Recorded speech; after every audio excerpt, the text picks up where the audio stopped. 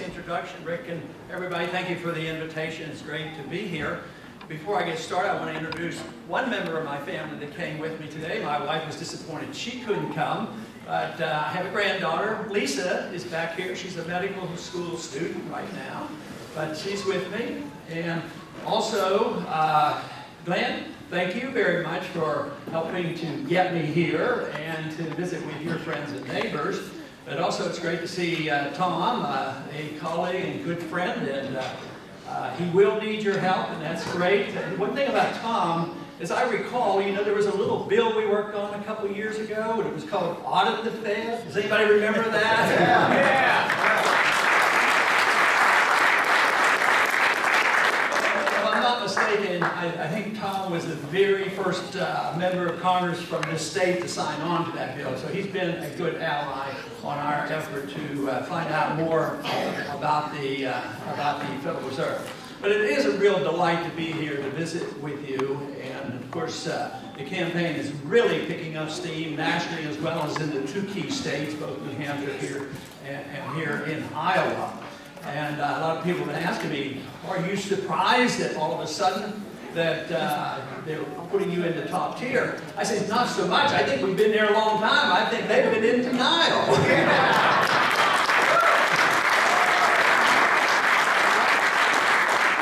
But I did check about the time, how much time I would have to speak, and Rick guaranteed that I would have more than 89 seconds.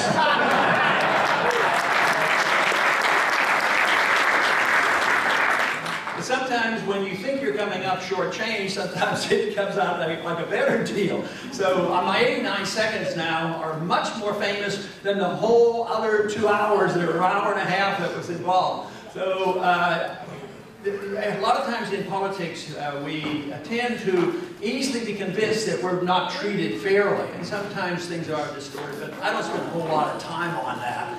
But I think that my motivation is not to be dealing, I let the staff deal with, you know, working out the details, but I think my job as a member of Congress and as a candidate is to do my very best to tell you the truth of what's going on and to tell you the truth of what has to be done in order to correct our problems. I think that should be our goal. I think all political action should be directed toward the preservation of liberty. If we had one thing to concentrate on as people being activists, it would be to promote and understand clearly the cause of liberty. Because the more liberty, the more freedoms that we have, and the more we understand and how that relates to private property, free market, sound money, contracts, the more prosperous we'll be, and the smaller the government will be. So that, to me, is the answer. The problem that we've had is that we have lost our confidence in the free market and individual liberty. We have lost our confidence in local government and family government, and we have delivered the responsibility over to the federal government. But every time we grant powers to the federal government, it takes more of our liberties away. If we expect the government to govern our lives, if we expect the government to govern and tell us how to spend our money, and if we expect our government to tell everybody else around the world to live, believe me, they can only do that at the expense of undermining our personal liberty.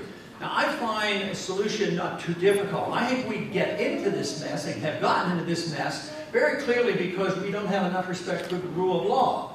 So if that is the case, I would suggest that we have only individuals go to Washington who are dedicated to the rule of law, and that means to me to clearly understand the Constitution and be serious about obeying their oath of office.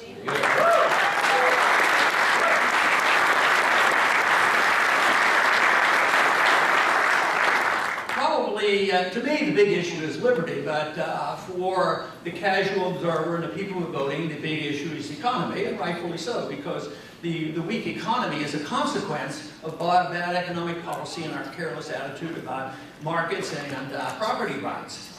But this has been demonstrated, it has climaxed into a problem of debt. We have too much debt. Keynesian liberal economics teaches that debt is not a problem. Matter of fact, over the decades, there have even been conservative economists who says, don't worry about the debt. That isn't the problem. I disagree with that.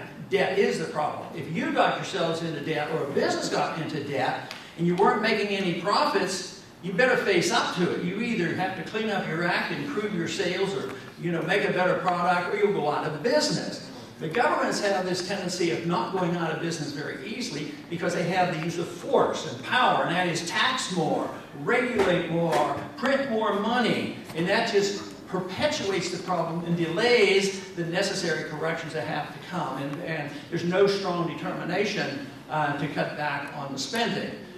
Today, there's this pretense in Washington about Congress dealing with cutting back and don't raise the debt limit, and if we can't do it, we'll have a super committee and they won't be able to do it because they're in total denial. They don't know how serious it is. This is very, very serious, because if they knew or thought it was half as serious as I think it is, they would cut spending. They'd cut spending across the board.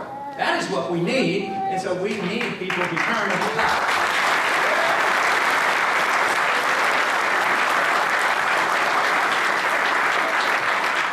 And this is the reason I have made a token effort and presentation for the first year in office to start off with real cuts of $1 trillion in 1 year. Yeah.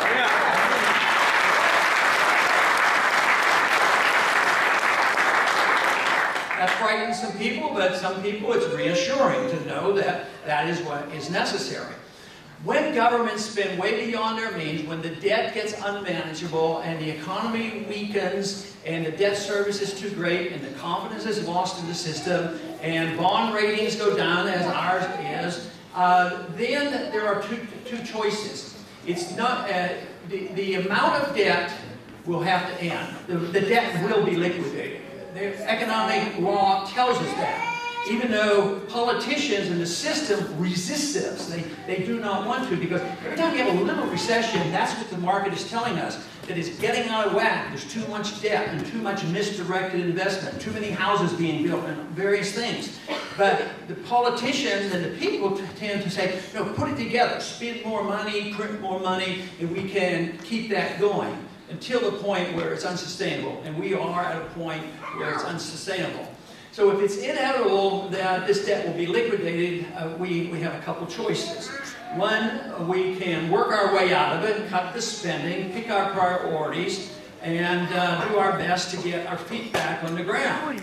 Or we could allow things to go as we're going. And that is, don't face up to the truth, stay in denial, and call cutting spending something where you're just tinkering on the edges. All the talk in Washington has nothing to do with cutting spending. They're not talking about $1 trillion real cuts.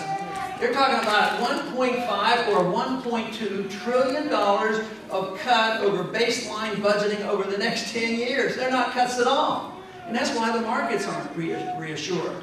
So we have this choice of cutting back the spending in real terms, or we continue to do what we're doing. And that right now looks like what's going to happen, because the determination isn't there. You would have to reverse the trend. You have to have a new president, a new Congress, a new attitude, and new confidence in the people that we need to get our own finances back in order, that the people have to regenerate the economy and not depend on government spending.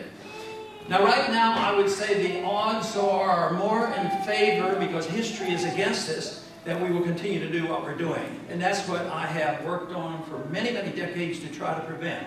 Because from the very first day I ran for office in the 1970s, it was because we had changed our monetary system. We changed it to the point where there would be no limits on the printing of money. Therefore, there would be no limits on the spending of money. So when we severed the last link of our dollar to gold in 1971, that ushered in a new age. It's 40 years old, and it's coming to an end. So if we continue to do this, what will happen is the system falls apart. The currency is eventually destroyed. And that means people who are concerned about taking care of the sick and the elderly and the people who are dependent, if it requires just spending more money, they will. If it requires printing more money, they will. But the more you do it, the worse it'll get, because it'll devalue the currency, interest rates will go up, and the country will become less productive. Just think how less productive we are now. There's no way you can tax the economy now. Our good jobs are overseas. Our businesses are going overseas. We're already in the midst of an early serious inflation. They say inflation is 4%. They admit to that. But inflation, but if you look at your cost of living, especially for certain categories, the people who live on the margin, the people who are retired and living on Social Security, their inflation rate might be 10 or 15%. So their standard of living is going down. That will get much worse if we continue to do this. Everybody will suffer. We will have to bring our troops home. There will be an end to this. Now, civilizations and large governments, and oftentimes rather quickly, usually they end for economic reasons, whether it was the Roman Empire or whether more recently it was the Soviet system. Fortunately, we did not have to fight the Soviets, but they bankrupted themselves. They had a failed economic system, and they continued to do it. And foolishly, guess what they did? They spread themselves and thought, well, it's no problem. We'll invade Afghanistan and have a little war down there. But just think of what we're doing today. We are so broke, and there's no hesitation with this administration and with previous administrations just to continue to go in more and more countries. You know, my position has been very clear. We spend way too much money overseas. It's a good place to start, so I'd start by bringing the troops home from over around the world.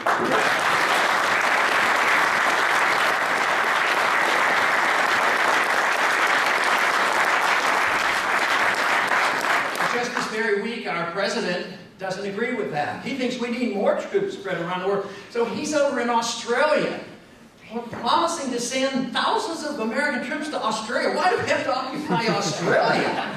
I mean, what's going on? He said, well, maybe the Chinese will attack us. The Chinese are our banker. They're not going to attack us. You know, it's not going to happen. We spend 7 times more for our weapons than the Chinese do. The Chinese make goods, they sell them to us cheap. We're a consumption economy, not a productive economy. They still take our dollars, so we're living beyond our means, and they're accumulating dollars, but they're getting a little bit worried. And are they getting ready to invade us? No, they don't have to. What they're doing is they're investing in countries like Afghanistan, buying up mineral rights. They're investing in Iran.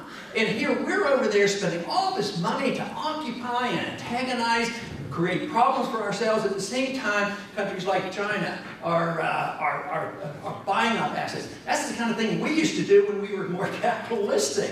But to send more troops overseas is not the solution. Not only should we not send them to Australia, we should come home from Japan and Korea and South Korea and Europe. I mean, they've been there for 50 years, and we are so broke. And this is the reason that the choice that we have is to continue the process and totally destroy and disrupt our economy, which we're on the verge of doing, because it can go rapidly, or we pick priorities and stop spending some of this money. Now, there's one way you could do it, but I think it would be harder to get people to accept it. Let's say we're 20% over budget and cut everything 20%. Well, you know, people get pretty nervous about that. Right now, I don't even favor that, because if you take those who have become dependent on Social Security and fixed incomes and the health care that we have taught people to be so dependent on, if you cut 20%, it's going to be very chaotic. But like I say, if we continue to do this, that'll all disappear because the money won't work. So my idea and my goal is to start cutting. I would start with the overseas. I would cut, and I would cut a lot.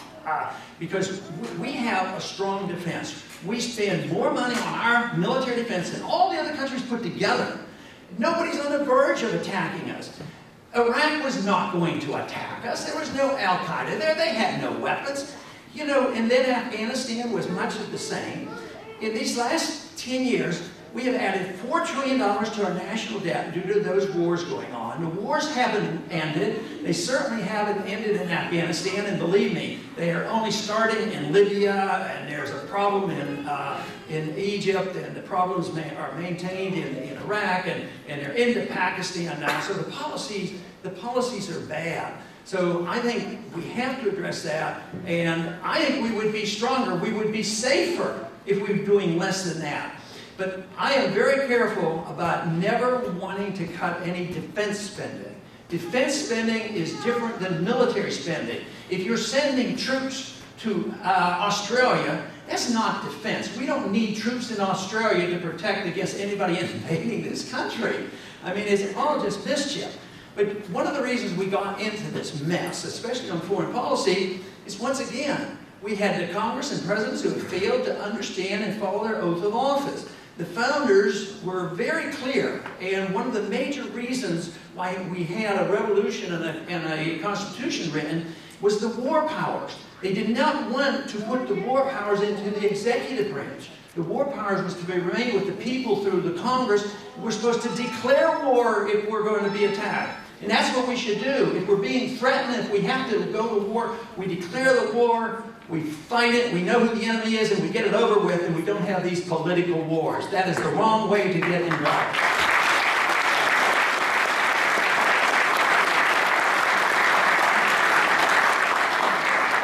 And instead of going to war in a proper manner, we compound our mistakes because we go and get authority. Just like where the president got authority for Libya. Never came to the Congress. He just flaunts the Congress totally and completely. So to go into Libya, he went to the United Nations. He went to NATO. You know, that's what the founding fathers would have called an entangling alliance, you know, being involved. So excuse me. So I would just as soon stay out of entangling alliances, which means I don't even think we need to be in the United Nations or even in NATO. We ought to get out of it.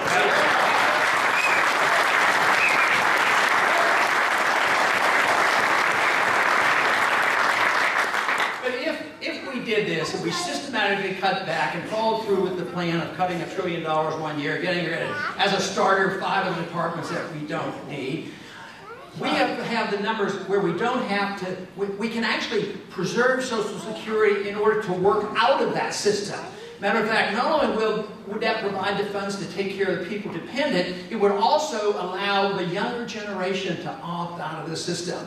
Let the young people who are coming into the workforce say, I'd just as soon take care of myself because the government doesn't live up to its promises. And the young people are all for this. And I think under these conditions, we could take care of the elderly, the Social Security, medical care for the poor, but we would have to seriously reorient ourselves to some of these expenditures. How many billions of dollars have we spent for the last 30, 40 years with the federal government getting involved in education? We don't need a Department of Education. We don't want the federal government involved in our education.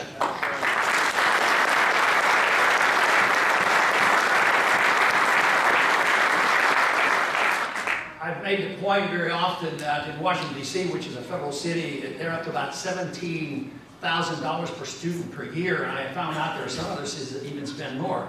Isn't it true that homeschoolers could spend a little bit less per student in a whole year? I mean, this is what we want. We want to legalize our freedoms and allow people to take care of their responsibilities. But the federal government control of whether it's producing houses for everybody, which ends up in a calamity, or taking care of medical care, which pushes the costs up and undermines the system, or whether it's in education. Here we have undermining the whole educational system. We have more people going to college, but they get less education and it costs twice as much. And then we get them out of college and there are no jobs. The kids, the young people coming out of college right now owe over $1 trillion more money than is on our credit cards. So the system is deeply flawed. We have allowed too much confidence to be placed in our federal government taking care of us. And it is for this reason that we need to restore our confidence in ourselves and in our system. A lot of people will say, well, and I've been accused of this, probably some of you have as well, when you say, well, we don't need the federal government taking care of A, B, and C. Oh, that means you don't care about people. You're not a good humanitarian. And liberal, do-gooder, big government people are always the humanitarians. You know, if you don't do it, then you don't care about people. But the truth is, history shows that the freer the market, the freer the country, the more prosperity there is. To me, the only truly humanitarian system is a free market system and individual liberty if you care about people. A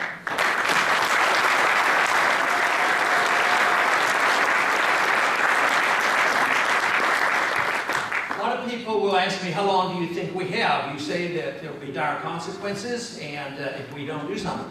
nobody knows that. The Austrian economists have been absolutely right on all their predictions as far back from 1912 when the business cycle was understood. They explained why socialism couldn't work. They've also explained why interventionism, Keynesianism doesn't work either, and it's not working. That is what the last 4 years is telling us. The current system has totally failed, and we have to acknowledge that.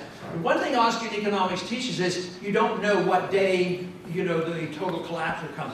We knew that there was a housing bubble. We knew it would come unglued. We didn't know what date it would be. A lot of people thought it would be in 06 or 07, but it finally came. The same way with his conclusion. We don't know when it'll come, but it will. That's why it's very necessary for us to continue our efforts. I am delighted to be in a crowd that is so open to these views and the defense of liberty. I want to thank all of you who have been supportive. We still have a long way to go in these next 2 months. Time is moving rather rapidly, but thank you very much for coming, and thank you for supporting the cause of liberty.